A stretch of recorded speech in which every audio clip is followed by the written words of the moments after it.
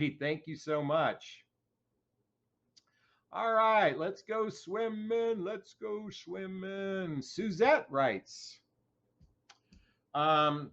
question. When do you know it's time to take your profile down from a dating app when you start seeing a guy more than the other ones you like more? You know, this I'm going to share with you my personal feeling on this because everybody, everybody has their own choices here. I'm going to share something with you folks. The minute I'm flirting with someone on these devices and we have a scheduled meeting, I then disengage with flirting with other people after I've met them. If I've met the person and I want to see them a second time, I disengage flirting with anyone else. I disengage flirting with anyone else. And if I see someone a second time, I definitely start to not look at my apps as frequently.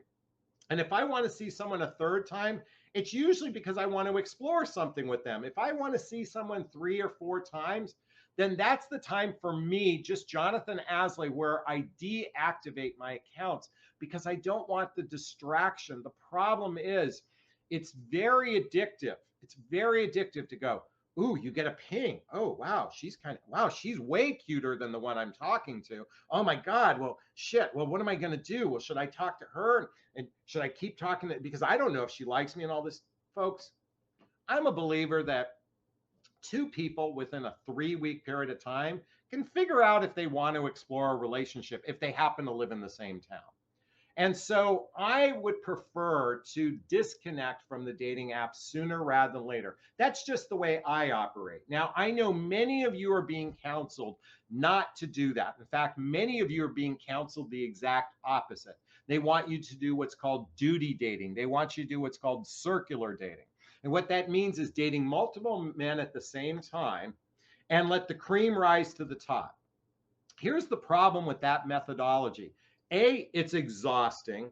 B, you can miss things through the cracks. But C, and the most important thing is the reason why that advice is given, because it's helping you avoid getting attached to someone.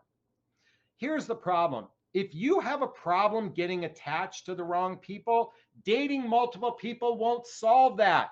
All that will do is fuck it up even more. It muddies the water. I was talking to a woman once who listened to one of these coaches that, advocates circular dating. And she said she realized that she was missing things because she couldn't remember what this guy said and what this guy said and what this guy said. And things were slipping through the cracks. You can't be a good detective if you're working on 4 homicide cases all at the same time. Homicide cases, I'm using that. But think about it. When a detective is working a case, it's one case at a time. And that's my invitation for you to do the same. So for me, the minute I like someone, I like to disengage because I just don't want to get distracted by other people. Who agrees with me? If you agree with me, give me an amen. If not, then I'd like to hear your thoughts as well. All right, let's keep going. Let's keep swimming. Let's keep swimming. Let's keep swimming. All right. What's going on? Question. Post the word question or purchase a super sticker, super chat. That makes it easier for me to find.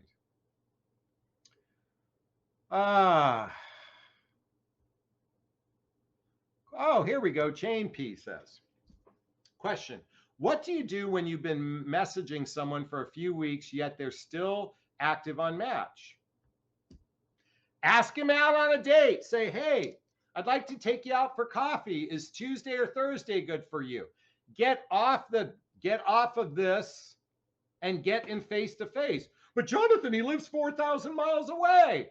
Well, then fucking get on a plane or have him get on a plane, but stop fucking around. It's not healthy to spend a lot of hours before you meet someone, because here's what happens is 7 out of 10 times you can spend hours upon hours and actually never meet each other.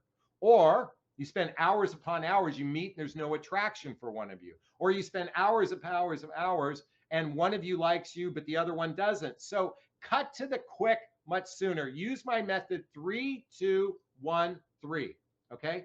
3 means no more than 3 email or text exchanges should lead to no more than 2 telephone calls. That should lead to 1 date all in a 3-week period of time. But Jonathan, there is no buts.